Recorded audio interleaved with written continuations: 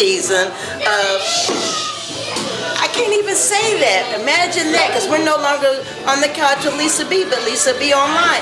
But I'm not here to talk about myself. I'm standing here in the Brown-Blueford Foundation with Miss Jeralynn, and she is such a beautiful and a warm person, and she has such an awesome story to tell. Jeralynn, can you tell us about your foundation? Yes, thank you, Lisa, for having us. The Brown-Blueford Foundation, where we're housed at the Brown-Blueford Center for Justice, a place to help heal the community. Alan was my 18-year-old son.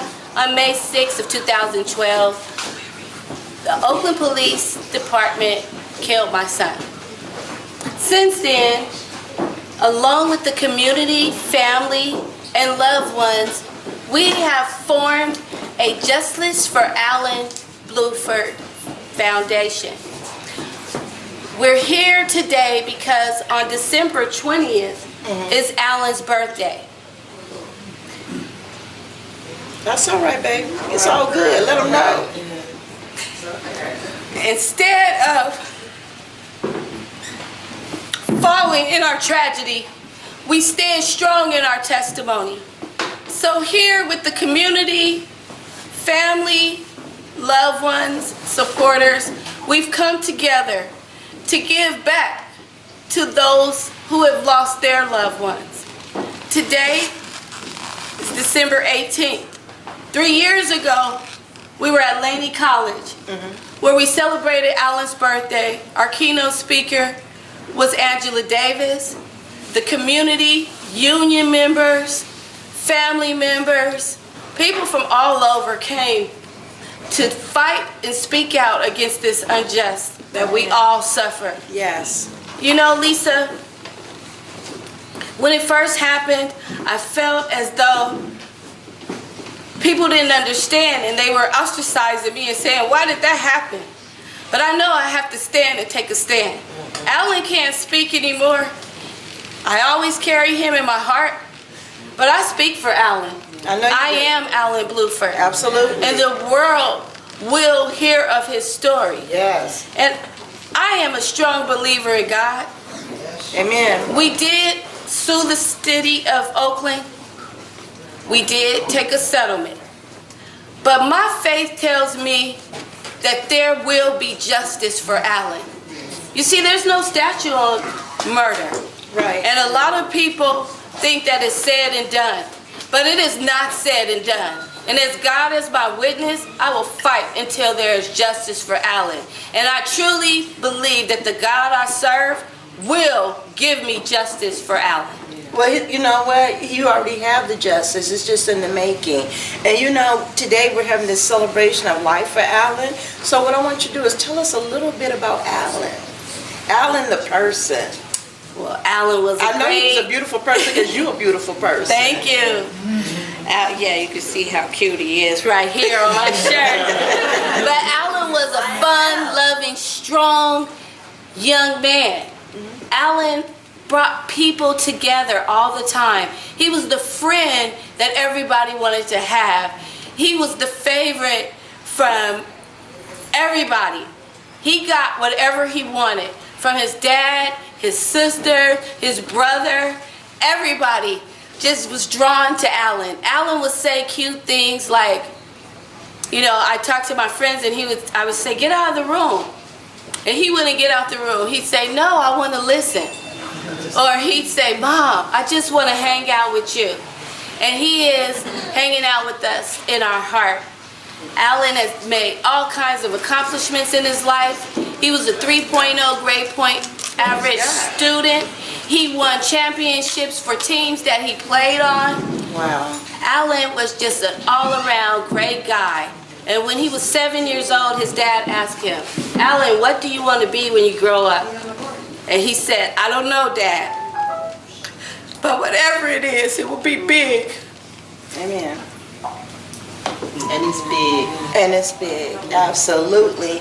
You know, there's a lot of people who have lost their children at the hands of violence, but it's even worse when you lose it at the ones that you pay their salaries. Absolutely. You understand what I'm saying? Because you look to them for protection. You look to them for guidance. You look for them to be an asset to the community and not for them to come in and destroy your life. Absolutely.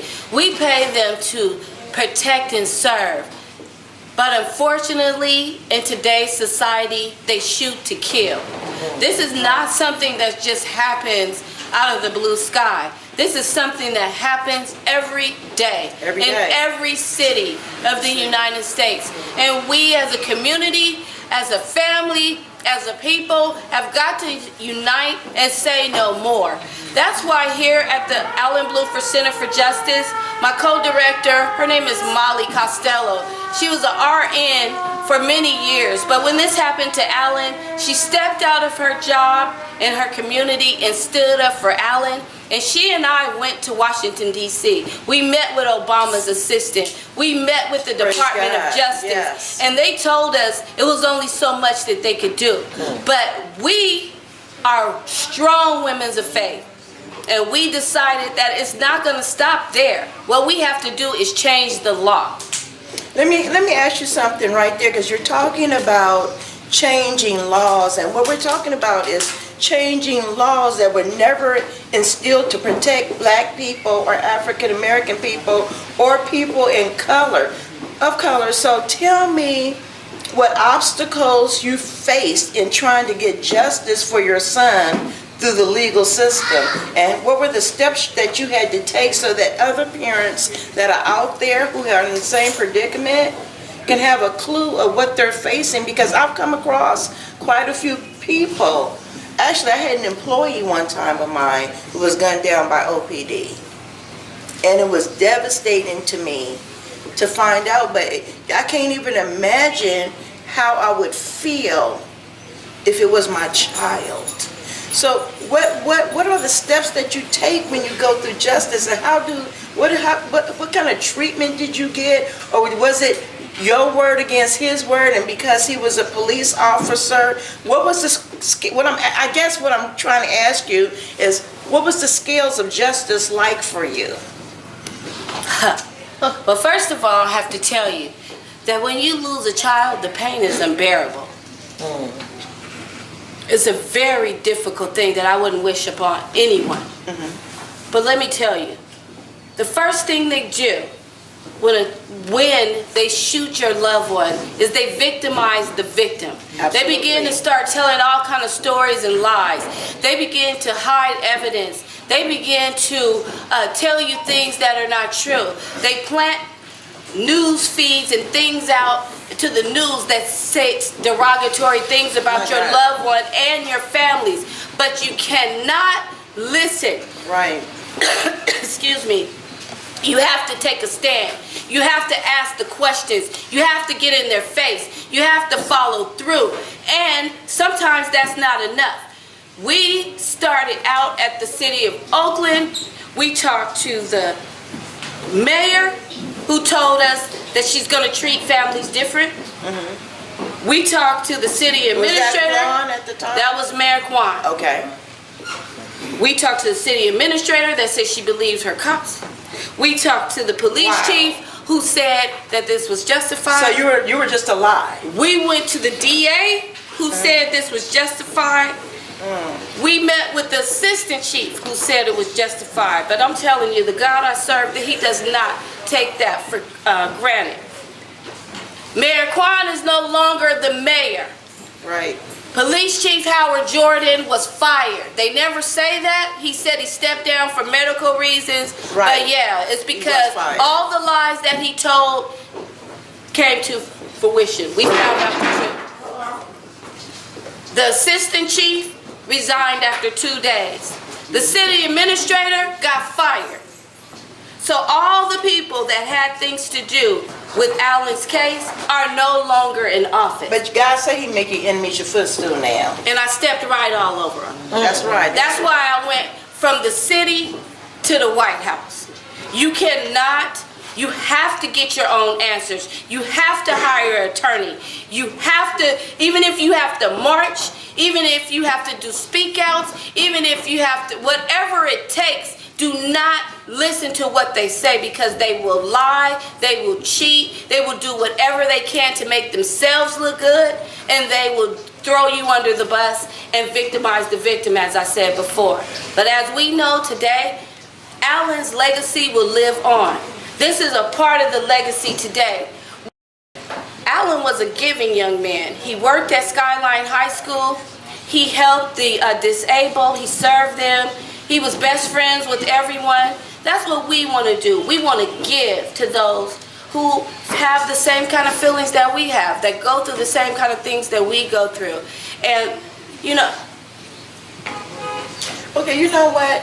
Okay, now we're going to wrap up and talk about your healing, because I remember earlier when I talked to you, you talked about being very angry for so long, and you talked about now releasing the anger.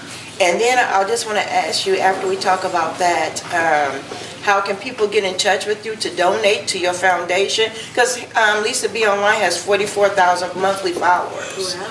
So we want people to give. We want people to support you, because even though you might feel a certain way, there's people who can identify. Absolutely. I have had the opportunity to travel all over to different states, speaking about Alan's story and speaking about our fight. And, you know, to God be the glory. I get messages and letters, and people reach me and say that I'm an inspiration. For me, that's a little bit like, what, me? Because I can't believe.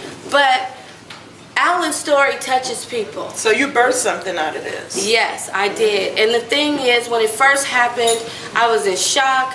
I was in turmoil. I was in pain. I spent the first year living through anger and sadness. I was mad at everything. I walked in anger. I cried in anger. I talked in anger. I did everything angrily. And this is the 4th birthday without Alan, and I'm tired of being sad. Okay. I just want to celebrate the life of my son. Right. And I don't want to walk around with this upsetness. So now I'm here fighting for justice, and this is a part of my healing. Okay, so how can people donate to you? How can people give to you, and what do you need? Just going to tell people what you need.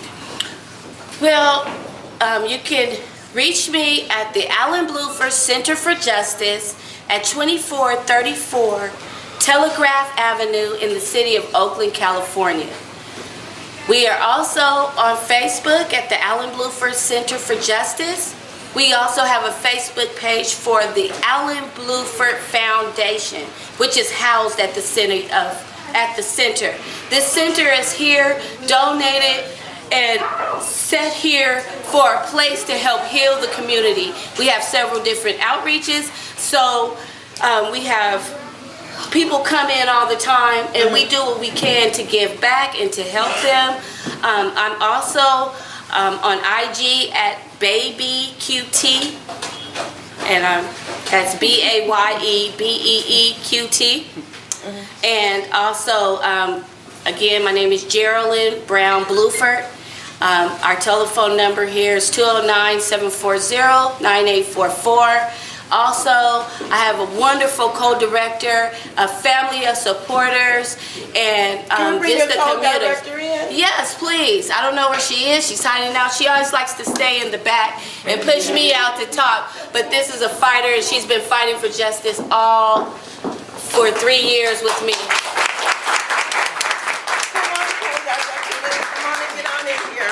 We couldn't do this without her. Tell her what you need. And the community.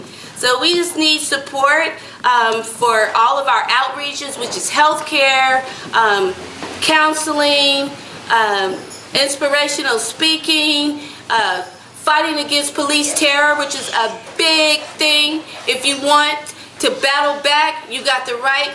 They took the wrong boy, but you got the right sisters here. We'll go fight all the way with you. Okay. And we want to encourage all the mothers out there. We want to encourage all the mothers out there, or the fathers, grandmothers, aunties, uncles, friends, whoever you are. If you have lost someone to violence, please come reach out to Jeralynn. Come help unite yourself with her in this cause.